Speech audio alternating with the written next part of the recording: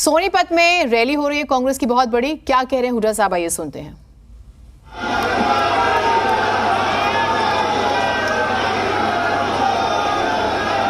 राम राम जी, राम राम जी।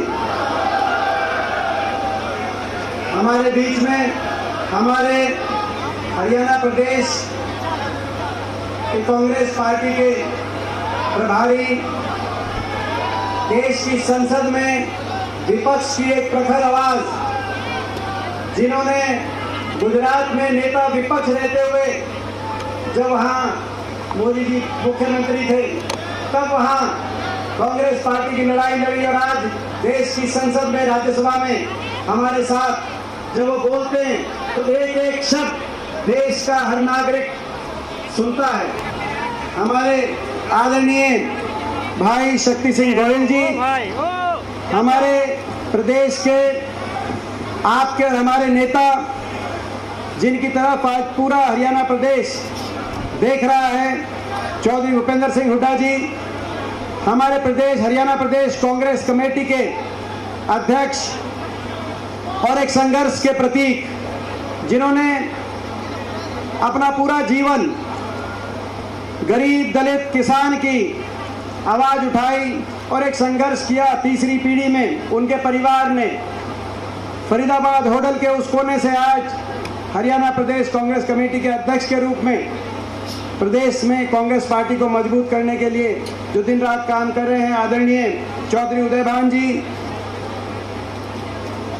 सभी सम्मानित मंच, समय के अभाव की वजह से मैं सभी अपने सम्मानित और आदरणीय नेतागण का मैं नाम नहीं ले पा रहा। सभी सम्मानित मंच, हमारे कांग्रेस हरियाणा प्रदेश कांग्रेस कमेटी के पूर्व अध्यक्ष आदरणीय चौधरी धर्मपाल सिंह मलिक जी, सभी सम्मानित मंच, सभी विधायकगण, लगभग हरियाणा प्रदेश के सभी विधायकगण आज इस कांग्रेस पार्टी के मंच पे उपस्थित हैं। सभी विधायकगण, सभी पूर्व विधायकगण, पिता तुल्य बुजुर्ग, नौजवान साथी, मातृशक्ति, आज सबसे पहले मैं आप सबको बधाई देना चाहता हूं कि आज बाबा साहब की जयंती के उपलक्ष्य में 14 अप्रैल, ऐसा समय जब गर्मी का प्यारा 42 पार और खेत में काम, कटाई लामनी में शक्ति सिंह जी को बताना चाहता हूं, ये हमारे हरियाणा में किसान मजदूर के काम करने का, पीक काम करने का समय है। ऐसे समय में आपने आज इतनी हजारों लाखों की संख्या में यहाँ आके जो हमें आशीर्वाद दिया, जो हमारा हौसला बढ़ाया है, ये आशीर्वाद रंग लेके आएगा, हरियाणा में बदलाव लेके आएगा। मैं ये आज आपके बीच में कहना चाहता हूँ। मैं धन्यवाद करता हूँ प्रदेश कांग्रेस कमेटी के हमारे अध्यक्ष उदयभान जी का, हमारे प्रभारी शक्ति सिंह जी का और चौधरी भूपेंद्र सिंह हुड्डा जी का, कि आपने बाबा साहब जी की जयंती के उपलक्ष्य में आज उन बाबा साहब की शान में, बाबा साहब के आदर्श और मूल्यों के रक्षा करने के लिए आज कांग्रेस पार्टी ने इतनी विशाल जनसभा का यहाँ पे आयोजन करने का निर्णय किया है। ये मैं समझता हूँ कि आज हमारे संघर्ष का प्रतीक ये जनसभा साबित होगी। मैं आप सबका धन्यवाद करता हूँ।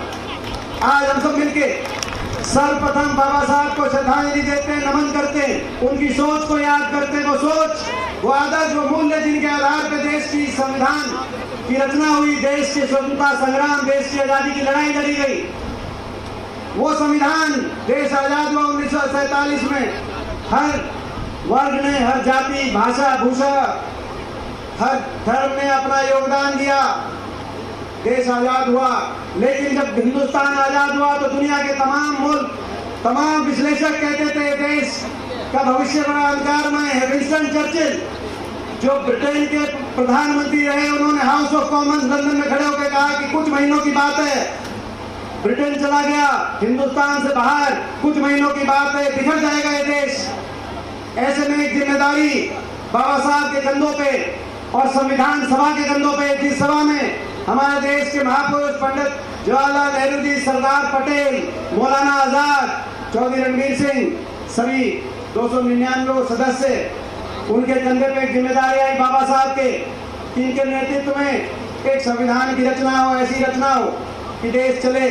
और आज वो संविधान बना, संविधान इस सोच से बना कि सब एक हैं, भाषा भूषा हर बात से ऊपर उठकर धर्म जाति हर भारतीय एक है। बाबा साहब ने एक मूल मंत्र दिया संविधान सभा की आखिरी बैठक में, यही सेंट्रल हॉल पार्लियामेंट में खड़े होकर बाबा साहब ने एक मूल मंत्र दिया कि संविधान की अगर आधारशिला है तो एक त्रिवेणी है, इस त्रिवेणी को बचाओ देश आगे जाएगा। वो त्रिवेणी क्या है? वो त्रिवेणी में 3 बात उन्होंने कही कि देश तब चलेगा जब स्वतंत्रता हो, स्वतंत्रता, अभिव्यक्ति की स्वतंत्रता, जीवन शैली की स्वतंत्रता, अपनी आस्था की स्वतंत्रता हो, स्वतंत्रता की लड़ाई लड़ी, स्वतंत्रता। दूसरी बात कही उन्होंने बराबरी हो, देश में अमीर से अमीर व्यक्ति, उस समय टाटा बिरला थे, और उनसे लेके गरीब से गरीब व्यक्ति को एक मौलिक अधिकार मिले, कानूनी अधिकार, लोकतांत्रिक अधिकार, सबके बराबर हो, सबके पास एक वोट हो, सबको न्याय और संविधान एक नजर से देखे, बराबरी हो। मगर उन्होंने कहा कि स्वतंत्रता और बराबरी के सहारे चलेंगे तो ये देश आगे नहीं बढ़ेगा। जो तीसरी त्रिवेणी में जो तीसरा स्तंभ है वो सबसे महत्वपूर्ण स्तंभ है। उन्होंने खड़े कहा कि अगर बराबरी होगी और स्वतंत्रता होगी तो आपस में लड़ लेंगे, और आपस में लड़ भिड़ गए तो उलझ जाएंगे और देश आगे नहीं बढ़ पाएगा। तो तीसरा उन्होंने मूल मंत्र दिया कि तीसरा मूल मंत्र भाईचारा, भाईचारा का कि देश का अगर चट्टान की तरह भाईचारा मजबूत रहेगा तो देश आगे जाएगा। 3 बातें कही, लिबर्टी, 3 बातें कही, लिबर्टी, इक्वालिटी एंड फ्रेटर्निटी, भाईचारा, और भाईचारे के साथ स्वतंत्रता और बराबरी के मूल मंत्र से आगे बढ़ेंगे तो देश आगे बढ़ेगा। 75 साल में हिंदुस्तान ने जो तरक्की करी, आज 21वीं सदी में सारी दुनिया हमारे देश की तरफ देखती है कि किस सदी भारतवर्ष की होगी, उस संविधान की, उस नींव की, उस बुनियाद की देन है। जो लोग अभी सत्ता में आए हैं कहते हैं 75 साल कुछ नहीं हुआ, मैं उनको बताना चाहता हूं 75 साल की शुरुआत में देश का संविधान लिखा गया बाबा साहब के नेतृत्व में, और उस संविधान की बदौलत दुनिया के सारे विश्लेषक फेल साबित हुए और हिंदुस्तान आगे बढ़ा। ये अनेकता में एकता के मूल मंत्र से देश आगे बढ़ा, और उस सोच की पहरेदारी करने के लिए हम तैयार हैं। बाबा साहब आपकी सोच पे पहरा देंगे हम ठोक के। आज ये कहना चाहते हैं हम, ये हुआ इस देश में, हमारा देश आगे बढ़ा। आज ऐसे समय में ये जय भारत सत्याग्रह कार्यक्रम जब लोकतंत्र पे हमारी देश की सरकार, भारतवर्ष की सरकार आज हमलावर हो गई है। जो भी विपक्ष का नेता इनके भ्रष्टाचार की पोल खोलता है, उस पर जांच की बात करता है, उस पर सरकारी तंत्र हमलावर हो जाता है। जांच एजेंसियों से लेकर संवैधानिक संस्थाओं को सरकार प्रभावित करने के सरकार पे आरोप लग रहे हैं। विपक्ष की हर मजबूत आवाज को दबाने के लिए, हर जनाधार वाले नेता की आवाज को दबाने के लिए राहुल गांधी जी की आवाज